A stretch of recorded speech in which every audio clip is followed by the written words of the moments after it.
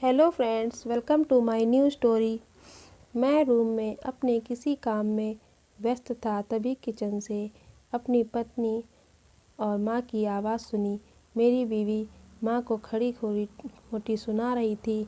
शायद माँ ने दूध फ्रिज से बाहर रख दिया था, जिससे दूध फट गई थी।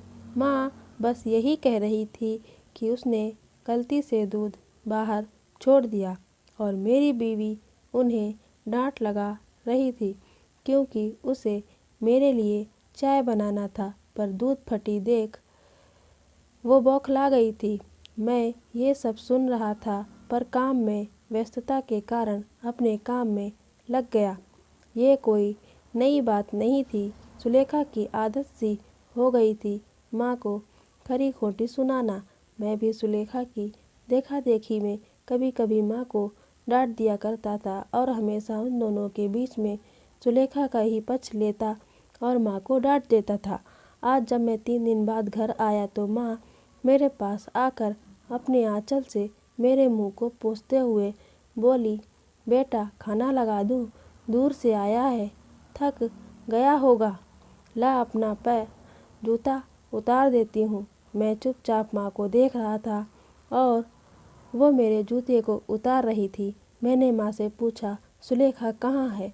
तो उसने कहा, वो तो अभी अभी बाहर गई है, मुझे बताई कि तुम कुछ देर में आने वाले हो, और कहकर चली गई। सुलेखा अपनी माँ को देखने गई थी। उसने मुझे पहले ही बताया था उसकी माँ की तबीयत खराब है, पर मुझे समझ में नहीं आ रहा था कि वो मेरे साथ भी तो जा सकती थी। मैं 3 दिन के बाद आया हूँ, पर वो मुझसे मिलने को भी नहीं रुकी। यही सब मेरे दिमाग में चल रहा था। तब तक माँ ने खाना लगा दिया था। माँ ने मुझे आवाज़ दिया, बेटा मुँह धो, हाथ धो लो, खाना लगा दिया है। मैं खाना खा के बिस्तर पर लेट गया, पर नींद नहीं आ रही थी। मन में बस एक ही बात चल रहा था कि सुलेखा अपनी माँ को देखने की जल्दी में मुझसे मिले बिना चली गई, और मैं उसके चलते अपनी माँ को हमेशा डांटता रहता हूँ। लेकिन माँ उस बात को लेकर कभी भी मुझसे या सुलेखा से कोई नाराज़गी नहीं जताती थी। वो बस सुनती और भूल जाती। लेकिन ये बात मेरे मन में घर कर गई।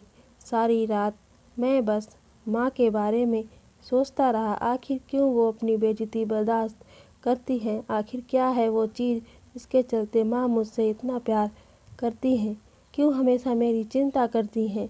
क्यों वो सुलेखा की बात को जवाब नहीं देती हैं? क्यों क्यों क्यों और ना जाने कितने ही क्यों मेरे मन को झकझोर रही थी। मैं सुबह माँ को सबसे पहले यही पूछा, आखिर कौन सी बात है जिसके चलते तुम इतना सब सहती हो और उफ तक नहीं करती? मैं माँ की बातों को सुनकर दंग रह गया। आज मुझे पता चल गया उस क्यों का कारण क्या है।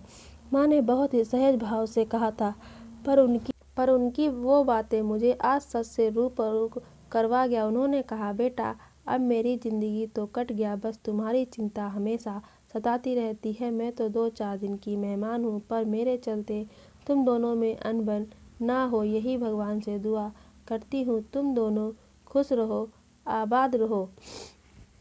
इससे ज़्यादा एक माँ के लिए क्या हो सकता है?